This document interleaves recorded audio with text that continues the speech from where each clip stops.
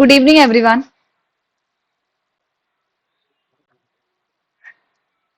बहुत बहुत स्वागत है आप लोगों का एक बार फिर से टीचर सोल्यूशन के इस चैनल पर। और हम एक बार फिर से आपके लिए लाए हैं सीटेट के टॉप 20 क्वेश्चंस ईवीएस के। और ईवीएस के क्वेश्चंस मेनली पेपर 1 के लिए होते हैं। तो जिन्होंने भी बीटीसी या जेबीटी का कोर्स किया है या डीएलएड किया है, ये उनके लिए है। ठीक है, तो जो क्वेश्चन मैं आपको करवाऊंगी, आप लोगों को मेरे साथ साथ बैठ के अपने 20 मार्क्स में से कितने मार्क्स आपके आए हैं, आपको मुझे कमेंट में बताना है कि मैम हमारे इतने क्वेश्चन सही हैं और इतने गलत हैं। अगर 15 में से 20 में से अगर आपके 15 क्वेश्चन सही होते हैं, मतलब कि आप बिल्कुल सही जगह से पढ़ रहे हो। लेकिन अगर इससे कम आपके आंसर सही हैं, तो कहीं ना कहीं आप गलत ट्रैक पे चल रहे हो।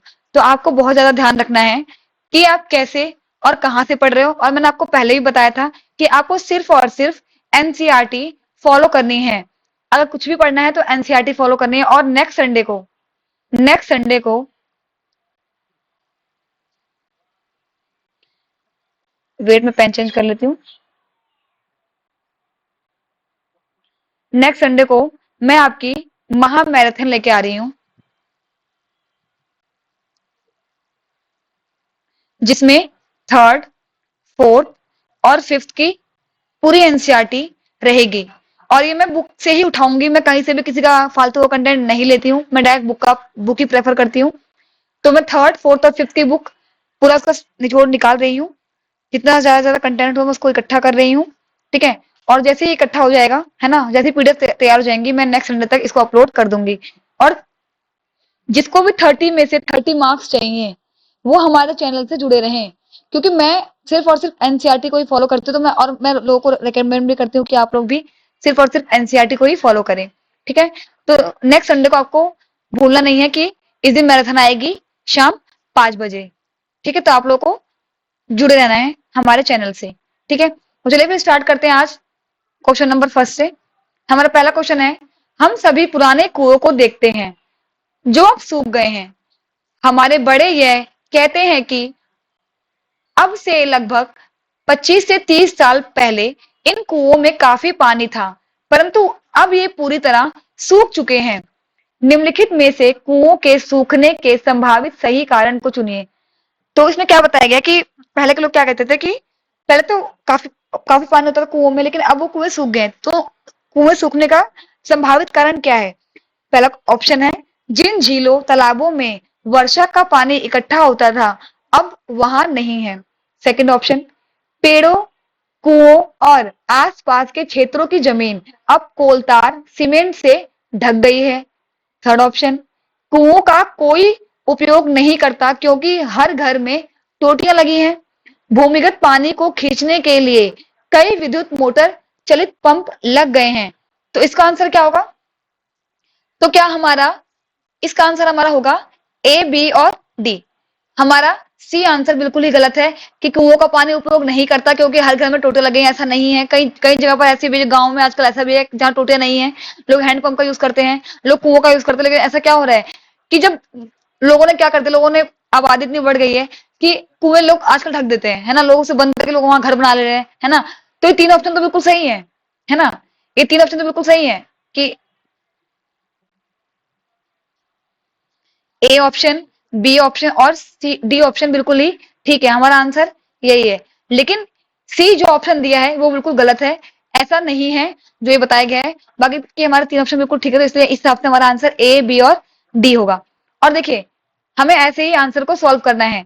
ठीक है, क्योंकि हमें यहाँ पर ऑलरेडी तीन ही ऑप्शन दिए हुए हैं, तो ऑफकोर्स सी बात है इसमें तो कोई एक ना एक गलत होगा। हमें कहीं ना कहीं कॉमन सेंस भी लगाना है। ठीक है, कि जब हमें तीन ऑप्शन दे तो इसमें तो कोई ना कोई एक तो गलत हो गई, है ना। तो हमें देखना है कि क्या मिल रहा है। जैसे कि इसमें कहा कि पानी इकट्ठा होता था, है ना, जमीन कोलतार सीमेंट ढक गई है ना, मोटर चलित पंप लग गए हैं इसलिए। लेकिन टोटियां आ गई तो बिल्कुल ही अलग पॉइंट कर दिया है, इसलिए बिल्कुल ही गलत आंसर हो जाएगा। कभी कभी हम कॉमन सेंस से भी आंसर को सॉल्व कर सकते हैं। बात करते हैं नेक्स्ट क्वेश्चन की। ये हमारा पेडागोजी का क्वेश्चन है, इसे बहुत ध्यान से करना है।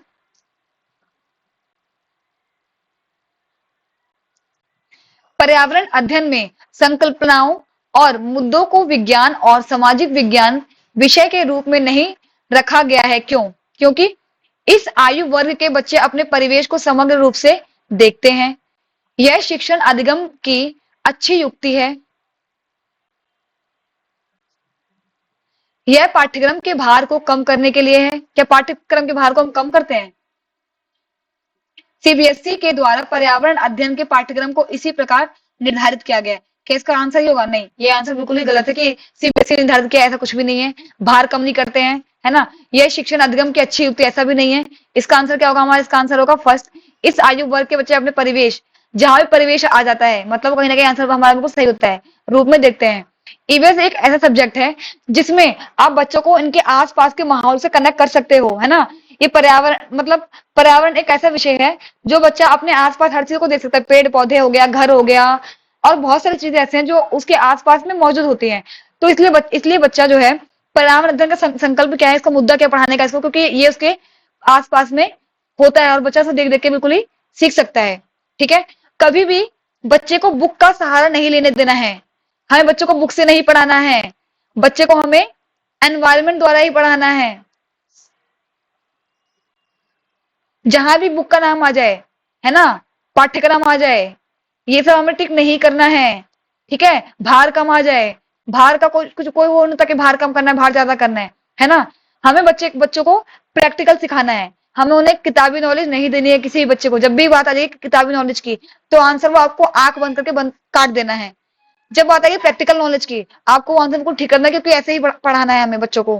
प्रैक्टिकल नॉलेज देनी है बच्चों को, हमें उन्हें बुक की नॉलेज नहीं देनी है। ठीक है। बात करते हैं नेक्स्ट क्वेश्चन की। नीचे दिए गए शहरों में से किस एक एक में रेत के पहाड़, जिन्हें रेत के टीले कहा जाता है, पाए जाते हैं? आबू धाबी में, बर्लिन में, थिम्पू में, या काबुल में? तो कहां पाए थे रेत के टीले? रेत के टीले, रेत के टीले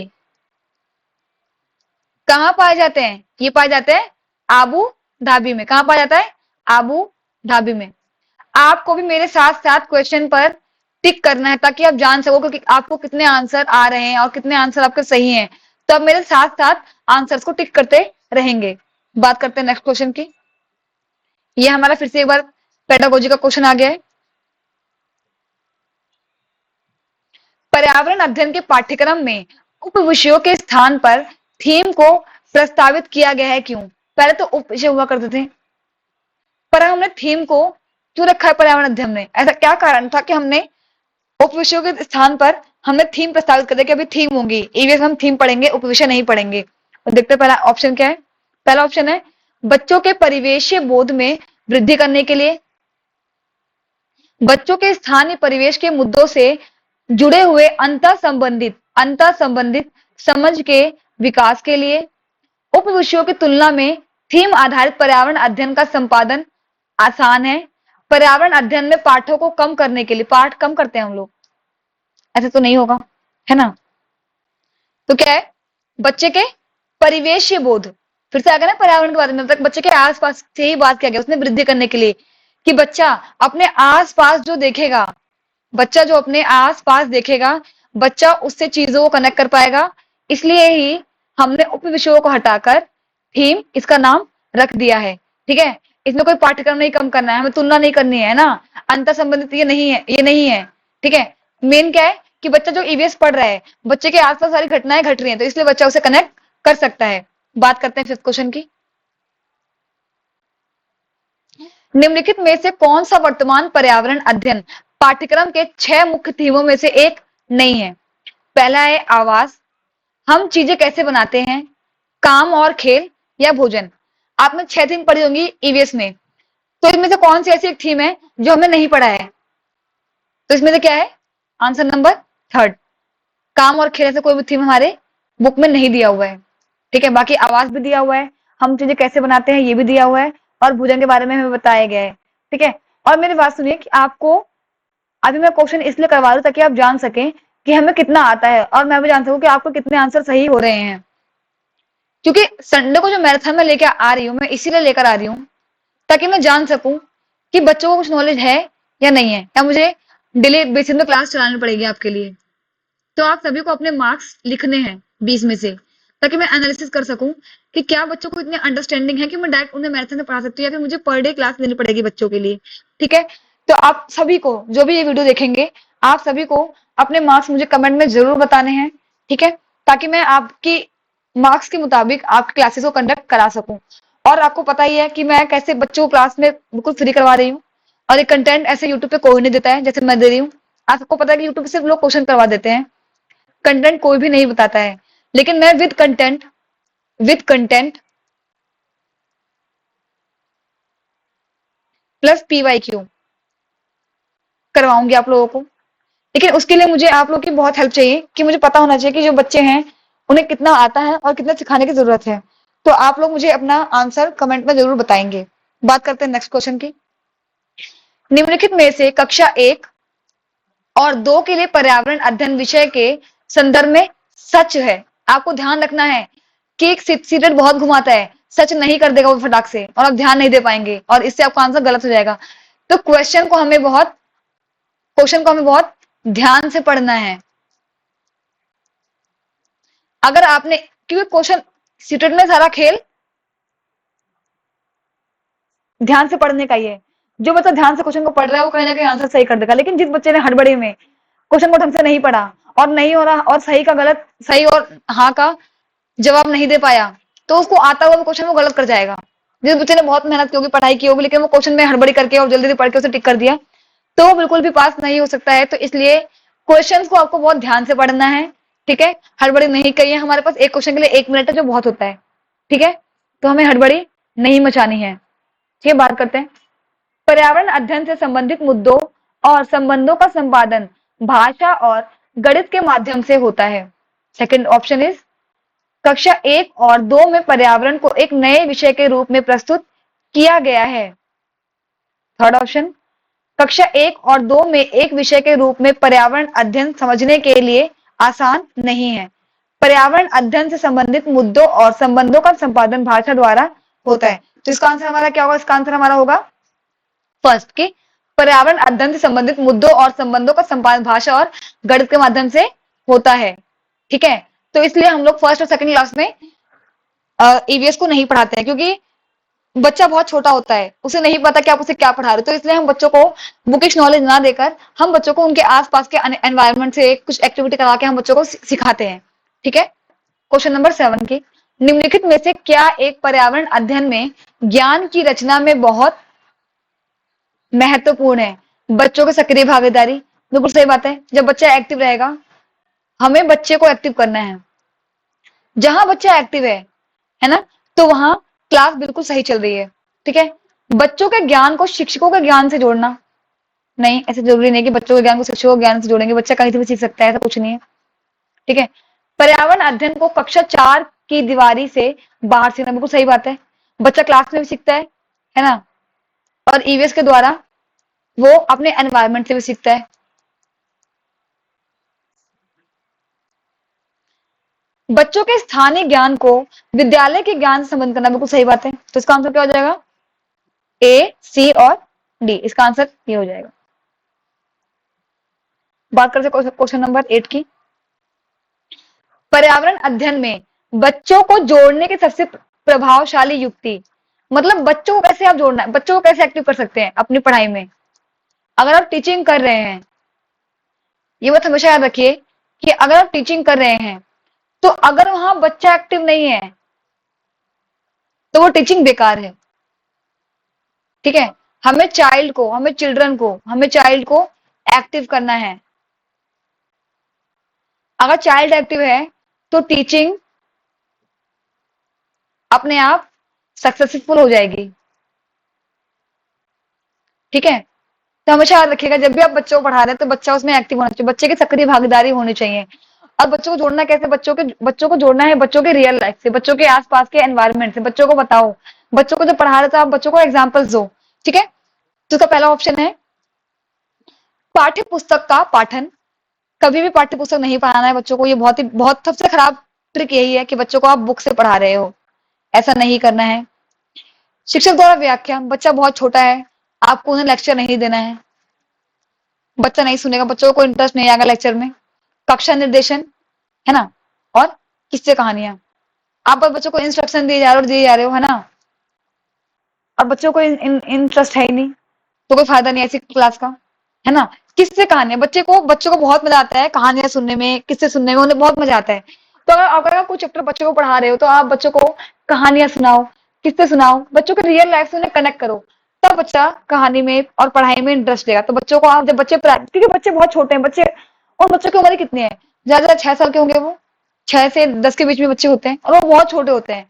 उन्हें इतना नहीं पता होता जैसे आप उन्हें पढ़ाना चाहेंगे। अगर आप उन्हें लेक्चर दोगे ना तो बच्चे बोर हो जाएंगे, और वो स्कूल में कभी कभी आएंगे भी नहीं, वो आना ही बंद कर देंगे क्लास में। और अगर आएंगे वो तो एक्टिव रहेंगे, कोई सो जाएगा, है ना, कोई भागेगा, कोई सुनेगा नहीं आपको। और जब बच्चों को ना कहानियां सुनाओगे तो बच्चे क्या होंगे, उसमें इंटरेस्ट लेंगे। जब भी किससे कहानियां आए, है ना, खेल विधि आए, खेल विधि, तो वो विधि बिल्कुल ही सही होती है और बिल्कुल अच्छी होती है। तो आपको इसी विधि से बच्चों को पढ़ाना है, खास करके प्राइमरी में। बात करते हैं नेक्स्ट क्वेश्चन की। निम्नलिखित में से कौन से एक पर्यावरण अध्ययन के संबंध में सच नहीं है? ध्यान रखना कि इसमें सच नहीं पूछा गया है, सच नहीं है। पर्यावरण अध्ययन बाल केंद्रित अध्ययन है। पर्यावरण अध्ययन बच्चों को अपने परिवेश में खोजने का अवसर देता है, बिल्कुल सही बात है। पर्यावरण अध्ययन वर्णनों और परिभाषाओं पर बल देता है। पर्यावरण अध्ययन प्रकृति की एकीकृत है। इसका आंसर क्या होगा? आप बताइए मुझे कमेंट में, इसका आंसर क्या होगा? इसका आंसर होगा आंसर नंबर सी। ये बिल्कुल ही गलत है। बच्चों को आपको परिभाषा नहीं बतानी है, आपको उन्हें लेक्चर नहीं देना है ना, क्योंकि वो बहुत छोटे हैं। आप उन्हें पूरा व्याख्यान बता रहे हो, है ना, आप उन्हें रूल्स बता रहे हो, इसकी कोई वैल्यू नहीं है, बच्चा नहीं समझ पाएगा। बच्चों को उनके हिसाब से पढ़ाओ, बच्चों को खुद खोजने दो, है ना, बच्चों को खुद खोज करने दो, बच्चों को उनके सब्जेक्ट से पढ़ाओ, है ना, जो एवीएस सब्जेक्ट है उससे पढ़ाओ, और उसको एनवायरनमेंट से कनेक्ट करो, तब बच्चा सीखेगा। ठीक है, बात करते हैं 10th क्वेश्चन की। एक शिक्षक हमेशा क्रियाकलापों को कराने के बाद प्रश्नों और चर्चाओं का संचालन करता है। क्रियाकलापों, प्रश्नों और चर्चाओं के संचालन करने का उद्देश्य क्या है? बच्चा, जब वो टीचर एक है जो पहले बच्चों को पढ़ाते हैं, है ना, कोई एक्टिविटी करवाते हैं, उसके बाद उस एक्टिविटी को करवाने के बाद बच्चों से क्वेश्चन पूछते हैं, उनसे चर्चा करते हैं। तो वो ऐसा क्यों करते हैं? अगर आप बच्चों को कोई एक्टिविटी करवा रहे हो, उसके बाद आप बच्चों से प्रश्न पूछ रहे हो और उस पर चर्चा कर रहे हो, तो उसका उद्देश्य क्या होगा? आप बताइए मुझे कमेंट में। तो हम पढ़ते हैं ऑप्शन। बच्चों की प्रक्रिया, कौशलों का आकलन करना, बच्चों को खोजने का अवसर देना, बिल्कुल सही बात। बच्चों को अपनी अभिव्यक्ति का अवसर देना, बिल्कुल सही बात। बच्चों में उनके सीखने की गति का आधार पर विभेद करना। बताइए मुझे आंसर क्या है? इसका आंसर क्या होगा? इसका आंसर होगा ए, बी और सी। डी आंसर बिल्कुल ही गलत है। हमें बच्चों को विभेद करना नहीं सिखाना है, ठीक है, ये बिल्कुल ही गलत आंसर है। बच्चों का आकलन करना कि बच्चों को कितना समझ में आया है, जब आप उनसे पूछताछ करोगे, आप उनसे चर्चा करोगे, आप उनसे प्रश्न पूछोगे, तो आप जान पाओगे कि क्या बच्चा मुझे आंसर दे पा रहा है, क्या बच्चा बताने में सक्रिय है। अगर बच्चा सक्रिय रहेगा, बता रहा है, तो बच्चों को मजा आ रहा है। और बच्चे ने अगर हंसी खुशी में सीख लिया, तो इससे बात अच्छी बात क्या हो सकती है ना? तो इसका आंसर होगा आंसर नंबर सी। बात करते हैं नेक्स्ट क्वेश्चन की। Question number 11। पर्यावरण अध्ययन में बच्चों को पाठ्य पुस्तकों और शिक्षकों के अलावा अन्य स्रोतों की मदद लेने के लिए प्रोत्साहित करना चाहिए, क्यों? इसमें बताया गया कि पर्यावरण में जब बच्चों को पढ़ा रहे हो आप, तो आप उसको किताबों से हटके, टीचर से हटा के, ऐसे कौन कौन सी चीजें हैं जिससे आपको बच्चों को पढ़ाना चाहिए? मतलब उसका फायदा क्या है? अगर आप बुकिश नॉलेज नहीं देके उनको आसपास के एनवायरमेंट की नॉलेज देते हो, बच्चों को उनसे कनेक्ट करते हो, तो उससे क्या फायदा है? पर्यावरण अध्ययन सीखने के लिए पाठ्यपुस्तक और शिक्षा की स्रोत नहीं है ना? यह पर्यावरण अध्ययन सीखने के लिए समुदाय और माता पिताओं की उपस्थिति का विकास करेगा। यह शिक्षकों को बच्चों की पृष्ठभूमि को जानने का अवसर देगा। यह बच्चों को सौंदर्यगत और मनोक्रियात्मक कौशलों का विकास करेगा, है ना? तो इसका आंसर क्या होगा? इसका आंसर होगा बी, सी और डी। बी, सी और डी। इसमें ये बोला इसमें स्रोत नहीं है, जो बिल्कुल गलत है। स्रोत है बोलो, है ना? कहीं ना कहीं शिक्षक अगर नहीं रहेगा तो बच्चे पढ़ेंगे कैसे, है ना? कहीं ना कहीं पुस्तक नहीं तो करीब लोग पता कैसे चलेगा, है ना? तो होना जरूरी है, लेकिन बहुत जरूरी नहीं है। तो इसने क्या किया, बिल्कुल ही नहीं है, तो इसलिए गलत हो गया। तो बी, सी और डी इसका आंसर होगा। बात करते हैं नेक्स्ट क्वेश्चन की। निम्नलिखित में से क्या पर्यावरण अध्ययन में आकलन के लिए सांकेतिक नहीं होना चाहिए? नहीं होना चाहिए। सहभागिता, याद करना, प्रश्न पूछना और न्याय और समानता के प्रति सरोकार करना।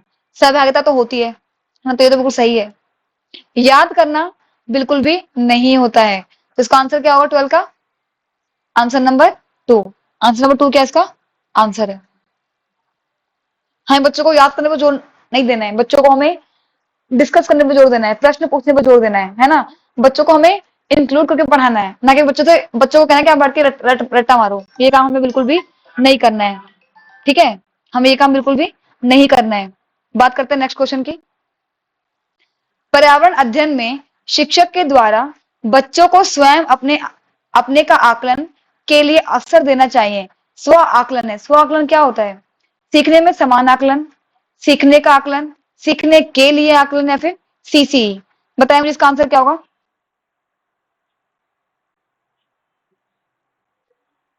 इसका आंसर होगा सीखने के समान आकलन, ठीक है? बात करते हैं नेक्स्ट क्वेश्चन की।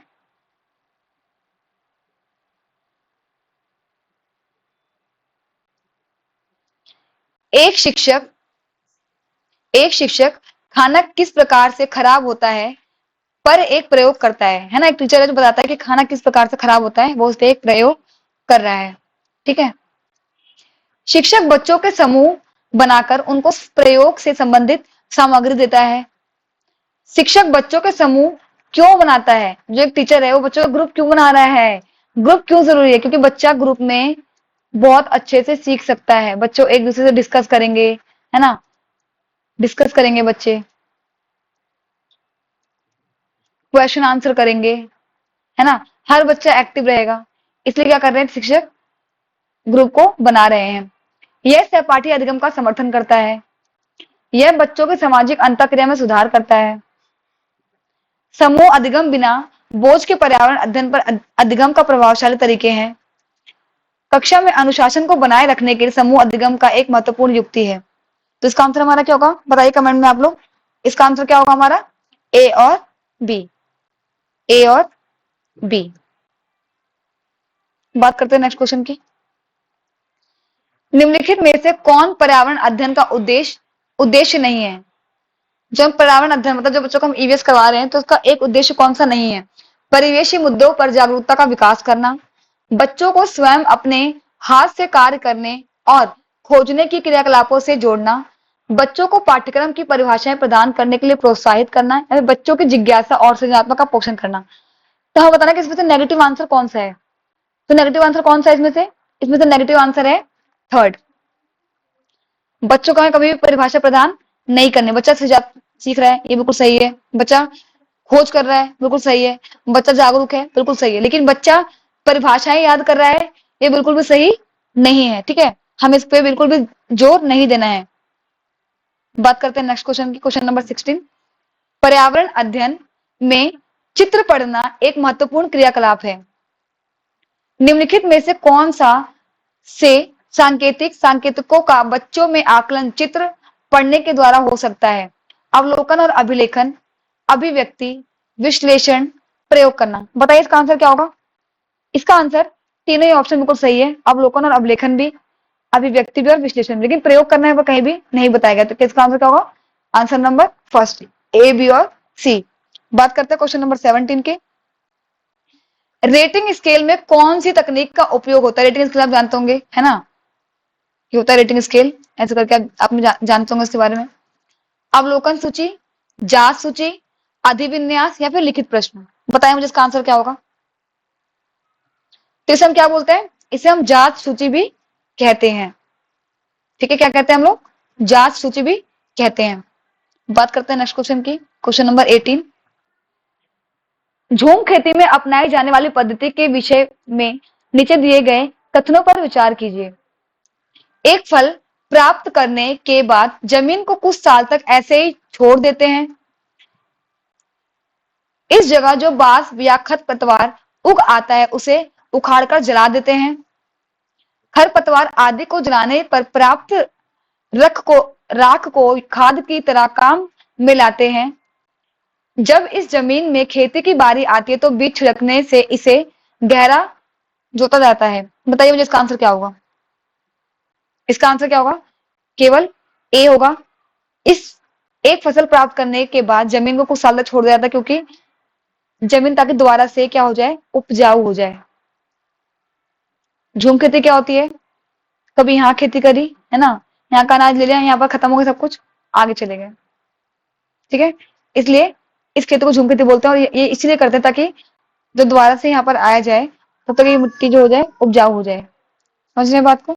बात करते हैं नेक्स्ट क्वेश्चन की। Question number 19।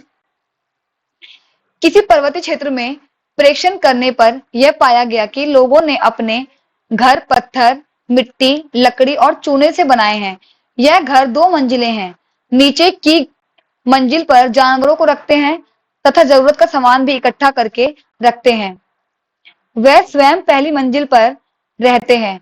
सभी घरों की छतें समतल होती हैं तथा इन्हें पेड़ों के मोटे तनों से बनाया जाता है। यह पर्वतीय क्षेत्र नीचे दिए गए किस प्रदेश का भाग है?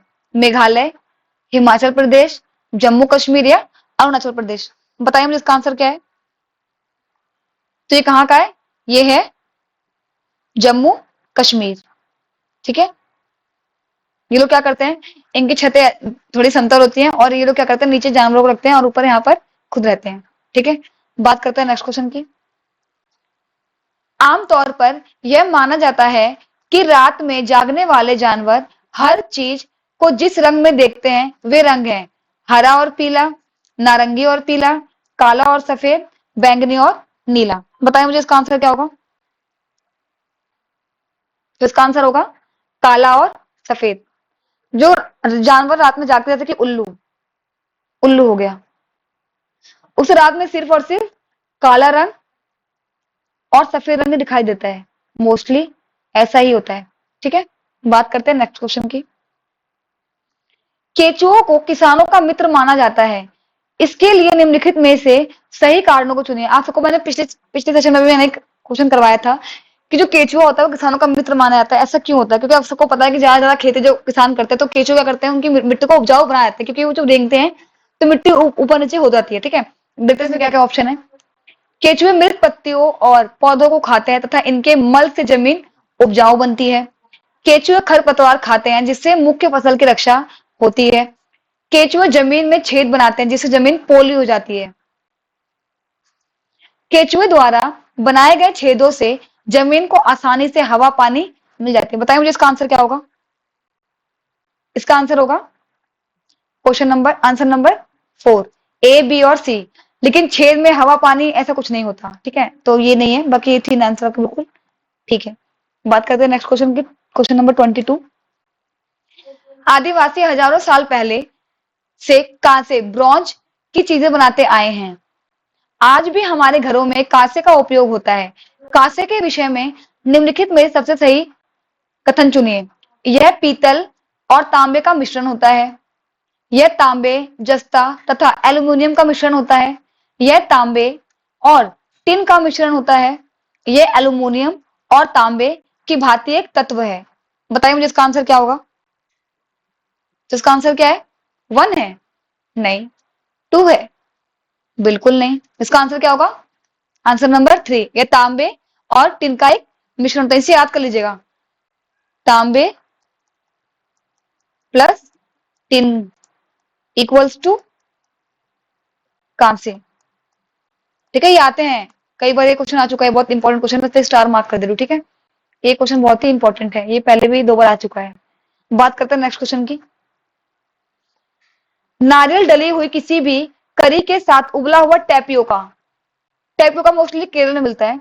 ये जैसे यहाँ पर होता है ना शकरकंदी, ऐसी टैपियोका भी होता है। ठीक है, ये एक फल और सब्जी मान लीजिए, इसको लोग उबाल के खाते हैं केरल में, है ना, उबाल के खाते हैं इसको। ये आलू की तरह, शकरकंदी की तरह हो सकता है, होता है। मैं दिखा दूंगी फोटो आपको। निम्नलिखित में से किस क्षेत्र का प्रिय भोजन है? पश्चिम बंगाल, बिहार, तमिलनाडु या केरल? तो कहाँ का फेमस है ये फेमस है केरल का। तो मैं बता दिया पहले आपको आंसर, केरल। बात करते हैं क्वेश्चन नंबर 24 की। निम्नलिखित में से त्योहारों के उस समूह को चुनिए जिन्हें पूर्णिमा के दिन मनाया जाता है। होली, महाशिवरात्रि या Buddha Jayanti. Second option is Holi, Rakshabandhan, Guru Nanak Janam Diwas. Third option is Diwali, Mahashivratri, Guru Nanak Janam Diwas. And fourth option is Diwali, Guru Nanak Janam दिवस या फिर रक्षाबंधन। बताइए मुझे इसका आंसर क्या होगा? इसका आंसर क्या होगा? होली, महाशिवरात्रि और बुद्ध जयंती। और ये बहुत ही इंपॉर्टेंट क्वेश्चन है, तो आपको उसको याद कर लेना है। कुछ ऐसे भी फैक्चुअल क्वेश्चन है ना, जिन्हें आपको याद करना ही पड़ेगा। इसका कोई भी तरीका नहीं, समझ नहीं सकता, आपको याद कर लीजिए। तो कुछ कुछ ऐसे क्वेश्चन है जिन्हें आपको याद करना ही पड़ेगा। ठीक है, बात करते हैं नेक्स्ट क्वेश्चन की। निम्नलिखित राज्यों के समूहों में से किस एक समूह के समुद्र तट अरब सागर पर है? देखिए, आपको मैप पूरा याद करना पड़ेगा। अगर आपने मैप कर लिया तो आपके 1 से 2 मार्क्स कहीं नहीं गए हैं, क्योंकि हर साल every year, every half year CTET का एग्जाम होता है और मैप का क्वेश्चन हर बार आता है ना, हर बार आता है ये। तो अगर आप मैप को छोड़ेंगे तो आपके 2 से 3 मार्क्स चले जाएंगे। तो आपको क्या करना है, सारे राज्य राजधानियां है ना, और मैं आपको रट लेना है, उत्तर पूर्व पश्चिम जो भी है आपको उसको पूरा रट लेना है। मैं आपको मैप के क्वेश्चन करवा दूंगी, बहुत ज्यादा मैं आपको क्वेश्चन करवा दूंगी। बाकी मैं आपको एक दिन मैप पूरा समझा भी दूंगी कैसे आपको पढ़ना है, कैसे आपको चीजें याद हो जाएंगी, क्योंकि मैप बहुत लोगों को याद नहीं हो पाता है, ये बहुत ही मुश्किल होता है। ठीक है, तो बात करते हैं इसका क्या है option. Andhra Pradesh, Telangana, Odisha. Second option is Kerala, Karnataka, Paschim Bangal. Third option Tamil Nadu, Andhra Pradesh, Karnataka.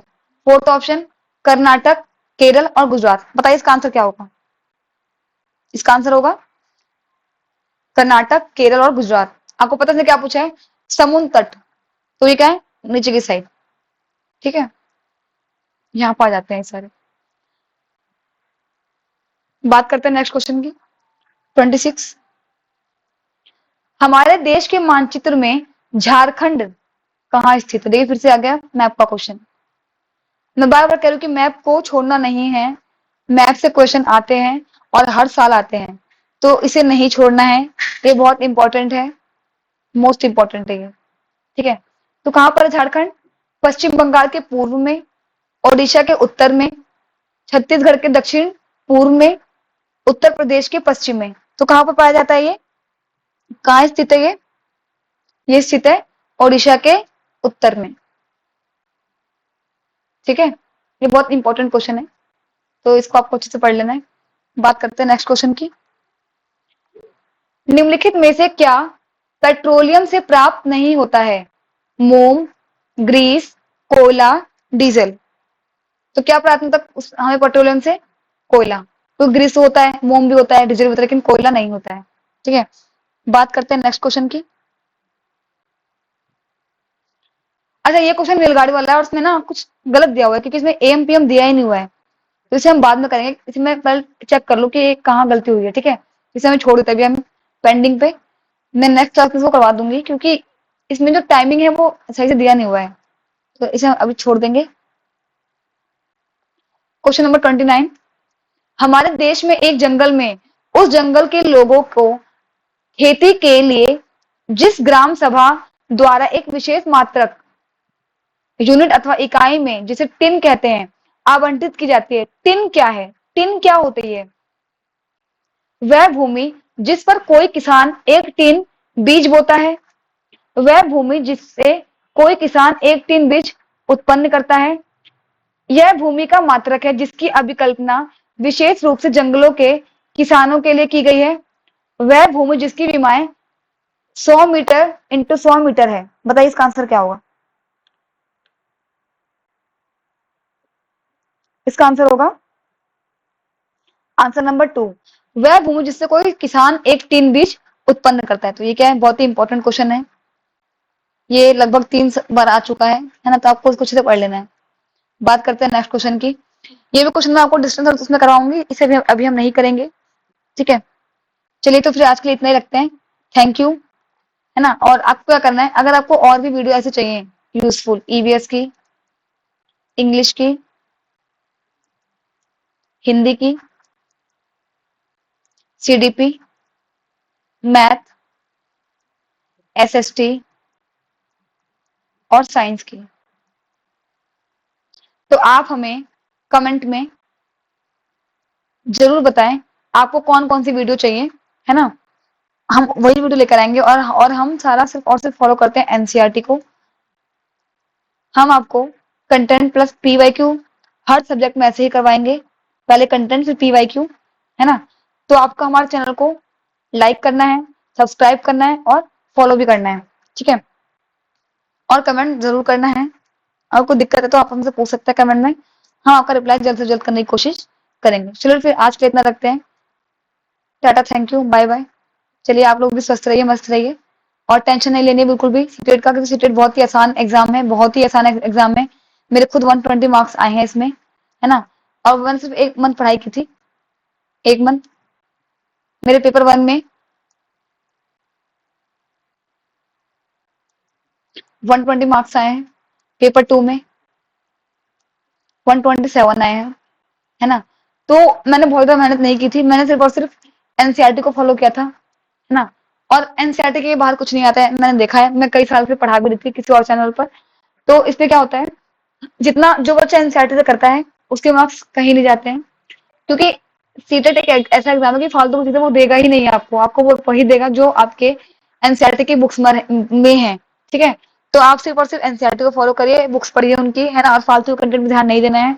आप लोग सिर्फ़ और सिर्फ़ कंटेंट पढ़िए बुक से और आप लोग मॉक लगाइए, मॉक टेस्ट, है ना? जो बच्चा ये दोनों चीज़ें करेगा, वो ज़रूर पास हो जाएगा और पास ही नहीं, बहुत अच्छे मार्क्स लेकर आएगा, ठीक है? चलिए फिर आज का सेशन खत्म करते हैं आज यहीं पर और मिलेंगे फिर अगली वीडियो के साथ। चलो टाटा, बाय-बाय।